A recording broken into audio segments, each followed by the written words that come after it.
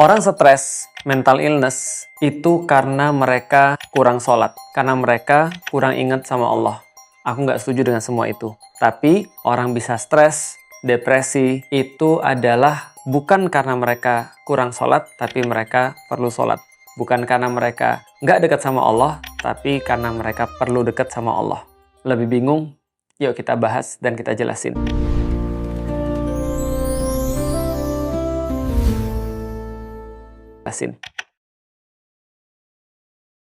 Jadi gini teman-teman sekalian, kalau kita berbicara tentang yang namanya mental health ataupun sesuatu yang mengganggu non-fisik kita, mengganggu mental kita, itu adalah sesuatu yang pasti dialami oleh manusia. Jadi semua manusia pasti ngalamin yang namanya mental illness atau mental health issue, yaitu adalah misalnya berupa kayak stres, kayak misalnya depresi, kayak misalnya dia merasa capek, dia merasa fatigue di dalam mentalnya. Itu semua pasti dialami juga oleh manusia. Dan juga Rasulullah Shallallahu Alaihi Wasallam tentu saja. Karena beliau sama-sama kayak kita, sama-sama manusia. Karena itulah teman-teman sekalian, kalau kita membahas tentang mental illness, ini tidak hanya khusus bagi orang-orang yang dalam tanda kutip kurang iman.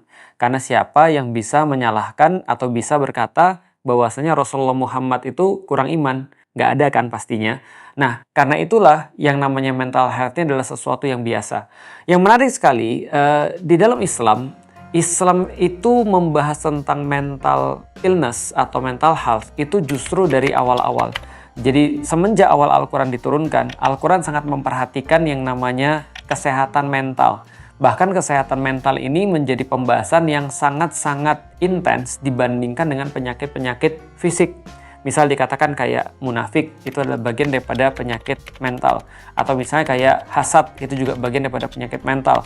Arogan, sombong, itu juga adalah penyakit mental. Ataupun kesedihan, itu juga bagian daripada penyakit mental. Bahkan Allah sampaikan di dalam Al-Quran secara jelas, kalau andaikan ada orang-orang yang mereka mau untuk berislam dan menerapkan Islam, Allah katakan, fala khaufun alaihim walahum yahzanun. Mereka tidak akan merasa takut dan mereka tidak akan merasa sedih. Apa itu beda antara takut dan sedih? Kita bisa bahas bahwasanya takut itu adalah sesuatu gangguan mental yang berasal daripada luar. Sedangkan sedih adalah gangguan mental yang berasal dari dalam diri kita. Jadi kalau takut itu pasti ada triggernya. Kalau misalnya sedih itu tidak ada triggernya. Atau dia berasal dari dalam kita. Bisa berasal daripada masa lalu ataupun cuma perasaan kita aja. Artinya kalau kita berbicara tentang Islam, Islam sudah menangani mental health ini, permasalahan mental health ini dari lama banget. Dan Rasulullah Shallallahu Alaihi Wasallam juga mengalaminya. Karena itulah ulama-ulama sekaligus pemikir dan juga psikolog pada zamannya yang namanya Al-Balkhi, dia menulis satu kitab itu berjudul tentang bagaimana cara menangani mental illness. Beliau menyampaikan bahwa mental illness ini adalah sesuatu yang biasa, dan kalau ada kita menemukan mental illness ini terjadi pada teman kita atau diri kita sendiri, maka beliau sampaikan obatnya itu bukan diberikan segera. Tidak seperti penyakit fisik. Kalau ada luka, ya berarti luka itu harus segera ditreatment, harus segera diurus. Kalau misalnya kita patah tulang, tentu saja harus segera diurus. Atau misalnya ketika keracunan, itu juga harus segera diurus. Tapi tidak dengan mental illness.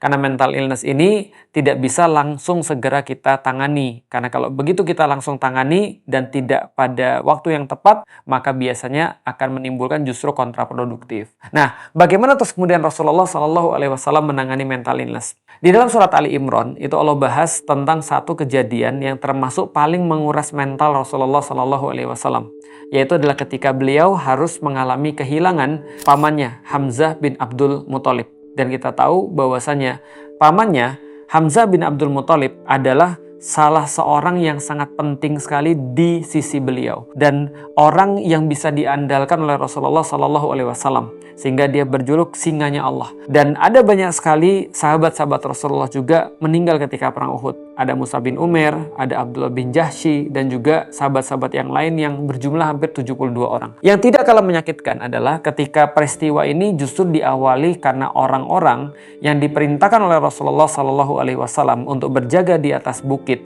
untuk menguatkan groundnya mereka atau daerah pertahanan mereka dengan panah-panah mereka. Orang-orang ini diperintah oleh Rasulullah untuk tidak turun sama sekali dan menjaga pertahanan kaum muslimin dengan panah-panah mereka. Tapi direct order Rasulullah itu justru dilanggar. Maka 40 orang ini ketika melihat ghanimah dan seolah-olah mereka menyangka bahwasanya mereka sudah menang, mereka meninggalkan pos penjagaan mereka. Kemudian mereka dihancurkan, dibinasakan oleh pasukan Khalid bin Walid yang waktu itu belum masuk Islam. Yang membuat Rasul terpukul bukan hanya korban-korban yang berjatuhan, bukan hanya ketika beliau sendiri itu sudah hampir dinyatakan wafat dan hampir-hampir membuat kaum muslimin hancur berantakan.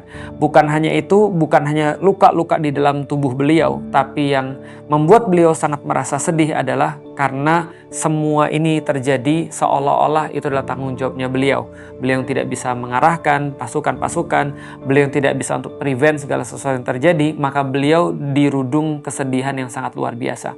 Yang digambarkan pada kita sampai-sampai Rasulullah Shallallahu Alaihi Wasallam itu tidak mampu untuk berbicara, tidak mampu untuk ngobrol dengan para sahabat, bahkan sahabat-sahabat yang sudah bertaubat 40 orang itu mereka mencoba untuk mengajak Rasul berbicara, meminta maaf, tapi Rasul tetap dalam keheningan. Kenapa? Karena Rasul berada dalam pukulan yang sangat luar biasa dalam kejadian itu. Nah, ini yang kita katakan dengan Rasulullah juga pernah mengalami kesedihan yang luar biasa. Atau di masa kita, ini mungkin bisa jadi adalah sebuah hal yang kita sebut dengan mental illness itu, atau permasalahan mental. Dalam kondisi seperti itu, Allah Subhanahu wa taala itu menyampaikan kepada Rasulullah sallallahu alaihi wasallam, fa'fu anhum wastaghfir lahum. Ampuni mereka, maafkan mereka dan mintakan mereka ampun pada Allah. Coba bayangkan sebagaimana sulitnya bagi seorang seperti kita, bukan Rasulullah, seperti kita, yang andaikan kita mendapatkan kondisi serupa seperti Rasulullah, apakah mungkin kita memaafkan orang yang sudah benar-benar mengakibatkan kerusakan besar pada strategi kita? Kita tidak hanya memaafkan mereka, tapi memintakan mereka ampun pada Allah. Tapi itulah Rasulullah. Dan Allah menambahkan wasyawirhum fil amr, dan ajak mereka kembali bermusyawarah dalam perkara-perkara untuk menghormati para sahabat yang sudah bertaubat dan mereka sudah sadar atas kerusakan yang mereka buat, dan mereka adalah orang-orang yang memiliki pengalaman untuk tidak lagi berbuat sesuatu yang sama. Maka libatkan mereka kembali di dalam musyawarah-musyawarah. Tapi tidak cukup sampai di sana. Allah sampaikan kondisi Rasulullah Shallallahu Alaihi Wasallam dengan kata-kata di dalam surat Ali Imran, wala tahinu wala tahzanu. Janganlah engkau merasa terhina atau merasa wahan, dan janganlah engkau merasa huzan, janganlah engkau merasa sedih. Wala tahinu wala tahzanu wa antumul a'launa in kuntum mu'minin. Allah sampaikan sebenarnya kalau kalian sadar, kalian semua adalah lebih tinggi dibandingkan dengan mereka yang merasa menang di perang Uhud, yang merasa mereka sudah memberikan kerusakan, kesulitan luar biasa pada Rasulullah dan para sahabat. Mereka merasa menang, tapi Allah katakan wa antumul a'launa in kuntum mu'minin. Kalau Anda tetap beriman kepada Allah, Anda tetap yakin, percaya kepada Allah, maka Anda termasuk orang-orang yang lebih tinggi daripada mereka. Maka kita bahas dulu. Wahan di dalam salah satu pembahasan para ulama adalah sesuatu yang bukan hanya dipahami oleh kita seperti hubud dunia wa karahiyatul maut. Bukan hanya seperti mencintai dunia dan membenci kematian. Bukan hanya itu, tapi wahan sebenarnya adalah sebuah hal yang dilukiskan atau kata yang mewakilkan tentang cacat sementara. Jadi kalau ada orang yang cacat sementara itu disebut dengan wahan. Misal, ketika ada orang duduk terlalu lama, lalu kakinya kesemutan, sehingga dia nggak bisa berjalan dengan normal, itu disebut dengan wahan. Atau misalnya ketika ada kita lagi misalnya salah makan, kemudian kita merasa keracunan, sehingga kita muntah-muntah, susah nafas, ataupun segala macam, yang membuat kita nggak bisa berdiri dan nggak bisa beraktivitas seperti biasa. Itu juga namanya wahan. Misalnya di dalam Al-Quran, Allah sampaikan kata-kata wahan di dalam surat Maryam, sebagaimana Allah sampaikan ketika Nabi Zakaria merasa dirinya sudah sangat tua, renta, dan istrinya pun sangat tua, renta, dan menopause, sedangkan mereka mau memiliki anak. Allah sampaikan salah satu doa Nabi Zakaria, Allah rekam di dalam Al-Quran, inni wahanal azmu minni. Sesungguhnya aku merasa tulangku sudah wahan. Nah, artinya wahan ini ada dalam bentuk fisik, yaitu adalah cacat sementara, bukan cacat permanen. Sesuatu yang menyebabkan sesuatu yang lain tidak bisa beraktivitas seperti sedia kala atau seperti biasanya. Itu adalah wahan. Inni wahanal azmu minni, artinya adalah tulangku wahan, maksudnya. Artinya tulangnya Nabi Zakaria itu sudah lemah. Tulangnya Nabi Zakaria itu sudah merasa sakit. Nah, mungkin dalam kasus ini karena kasus menua. Jadi artinya kalau tadi wahan adalah cacat yang bersifat sementara, nah ini ketika awalnya tulangnya itu normal, ketika masih muda, nah setelah sampai umur, ini menjadi sesuatu yang problematik. Jadi dia tidak permanen, tidak selamanya. Tapi cacat yang bersifat sementara. Inni wahanal athmu minni. Nah, permasalahan wahan ini ternyata tidak hanya bersifat fisik, tapi juga bersifat non-fisik, mentally. Nah, sehingga ketika Rasulullah itu berada dalam keadaan perang Uhud, lalu beliau dinyatakan kayak kalah, atau beliau menghadapi satu problematik kerugian yang sangat luar biasa berupa wafatnya Hamzah bin Abdul Muthalib dan juga sahabat-sahabat yang lain, maka beliau itu disampaikan di dalam Al-Quran mengalami wahan, kesedihan yang mendalam. Sebuah luka yang belum sembuh, yang akan sembuh tapi belum sembuh. Nah, karena itu di dalam kasus ini disampaikan wa antumul a'launa, Anda lebih tinggi. Dan Allah terus kemudian dalam ayat yang berikutnya Allah sampaikan, kalian mungkin mendapatkan luka yang dalam, kalian mendapatkan kerugian, kalian mendapatkan kesusahan. Tapi kalian lihat, Allah sampaikan, mereka juga mendapatkan kesusahan dan kerugian, bahkan lebih besar daripada kalian. Karena kerugian mereka adalah kerugian tersebab mereka berbuat sesuatu yang salah, sementara kalian berbuat sesuatu yang benar. Nah, di sini Allah addressing lebih kepada orang-orang muslim untuk menasihati mereka. Setelah terus kemudian Allah memuji Rasulullah, lalu terus kemudian memberikan nasihat pada Rasul dan umat muslim, maka terus kemudian semuanya diadres pada orang-orang muslim bahwa kalian merasa kalah atau kalian merasa kerugian, mereka juga merasa kerugian yang lebih besar. Nah, ini adalah bagaimana cara Allah untuk mengatur agar orang muslim memiliki perspektif yang berbeda tentang mental issue atau mental health. Ketika kalian itu merasa kalian sedih karena kalian kehilangan sesuatu, maka Allah mencoba untuk mengembalikan pada sesuatu yang menjadi dasar atau sesuatu yang paling penting, bahwasanya dunia itu tidak merupakan standar bagi orang-orang muslim untuk berbuat dan tidak pernah menjadi tujuan orang-orang muslim untuk berbuat. Maka ketika mereka melihat mereka kalah secara duniawi, maka sebenarnya mereka tidak kalah, tapi mereka justru sudah melakukan sebuah progres.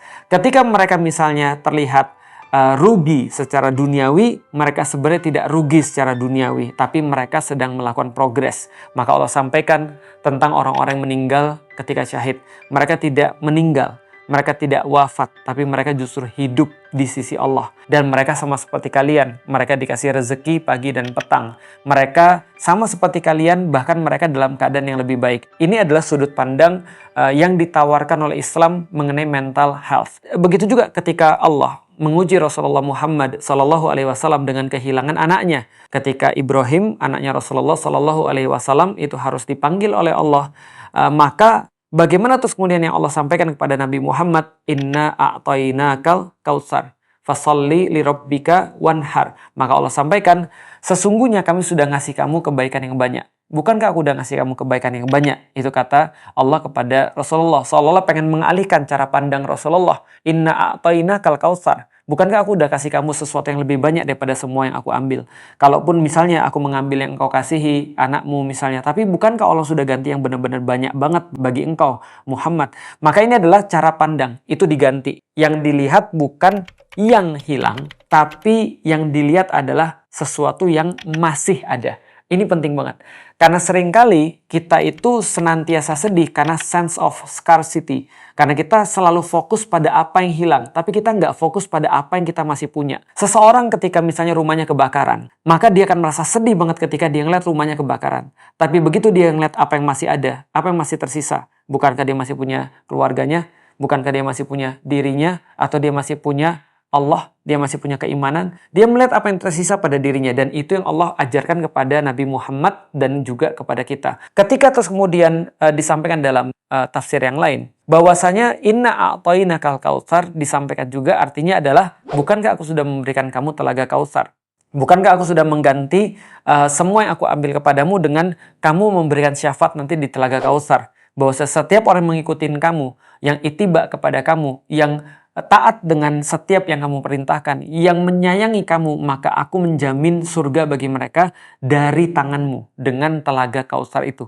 Maka Rasulullah sontak langsung merasa berbahagia. Mengapa? Karena yang Rasul bayangkan, ya memang semuanya datang dan akan kembali kepada Allah, termasuk anaknya. Toh, kalaupun anaknya tidak meninggal di saat itu, bisa jadi anaknya meninggal di saat yang lain. Tapi Allah tahu yang terbaik. Allah panggil anaknya dalam keadaan yang baik, dan Allah menyampaikan, Inna a'tainakal kautsar. Sebagai gantinya, aku akan memberikan kamu telaga kautsar, di mana Rasulullah yang begitu menyayangi umatnya bisa memberikan minum daripada telaga kautsar itu bagi kita semua, insya Allah, ketika Rasulullah memberikan syafaatnya bagi kita.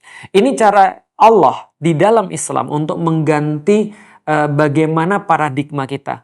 Daripada melihat satu kesuksesan dari dunia menjadi sesuatu yang lebih berharga, sesuatu yang lebih abadi, sesuatu yang lebih kekal, sesuatu yang lebih worth it. Ini yang coba untuk diajarkan. Dan ini yang menjadi cara pandang kita sehari-hari. Artinya mental health, mental issue, itu wajar terjadi pada setiap manusia. Kita pun juga sama. Setiap dari kita tuh akan diuji dengan apa? Diuji dengan kekurangan harta, kekurangan buah-buahan, kekurangan anak, dan segala macam. Semua akan menjadi ujian bagi kita semasa kita hidup. Kenapa? Namanya ujian. Tapi jawabannya adalah tadi, bagaimana kita mengaitkan semua itu kepada Allah. Ini yang terjadi juga pada saudara-saudara kita di Gaza. Mereka tidak memiliki apapun. Tanah mereka hancur, tanah mereka diambil, rumah-rumah mereka dihancurkan, anak-anak mereka dibunuh. Makanan mereka juga sangat-sangat sulit sekali. Tapi apa yang menyebabkan mereka tetap bisa tersenyum dan memuji kepada Allah? Karena mereka tahu kesuksesan itu bukan dunia. Karena mereka tahu semua yang mereka lihat hanyalah sebuah hal yang sementara. Sementara Allah menjanjikan perkara-perkara yang bersifat abadi kepada mereka. Ini juga yang terjadi pada sahabat-sahabat yang enduring terhadap setiap permasalahan-permasalahan dalam perjuangan-perjuangan. Sahabat-sahabat yang harus mengorbankan diri mereka di dalam setiap ujian-ujian yang mereka hadapi dalam keyakinan mereka. Ini yang membuat mereka tetap resist, tetap bertahan. Yaitu adalah ketika mereka tahu bahwasanya indikasi keberhasilan itu adalah ridho Allah. Ini adalah menjadi kunci bagi setiap siapapun yang punya mental health.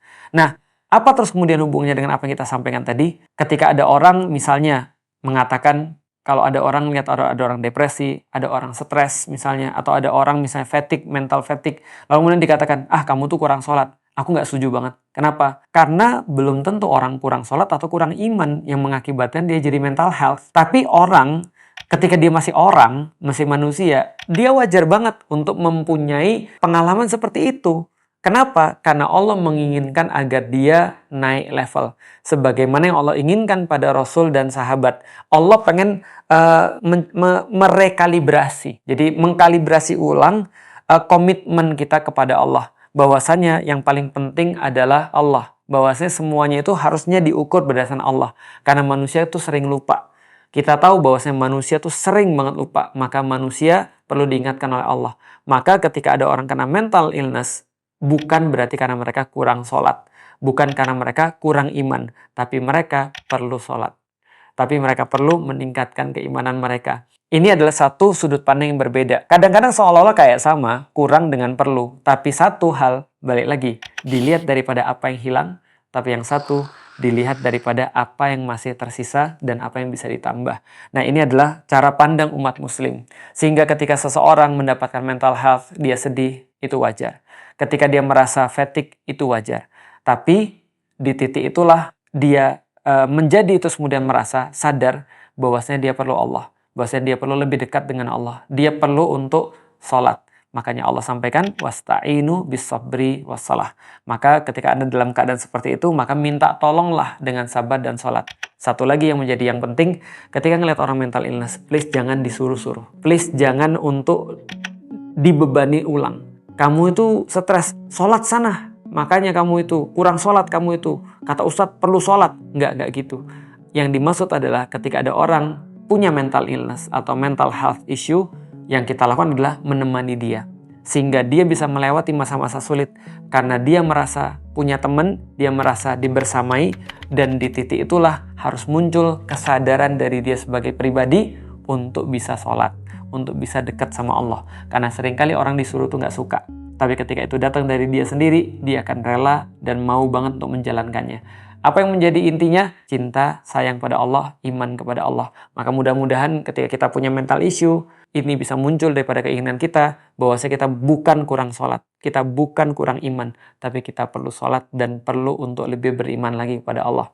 Sebagaimana kalau kita mendapati saudara atau teman kita yang punya permasalahan yang sama, jangan disuruh-suruh. tapi temenin aja dan kita motivasi, kita beri terus kemudian rasa untuk dibersamai sehingga bisa muncul daripada dirinya untuk motivasi secara internal untuk bisa dekat kembali kepada Allah dan kembali untuk melakukan ketaatan-ketaatan pada Allah.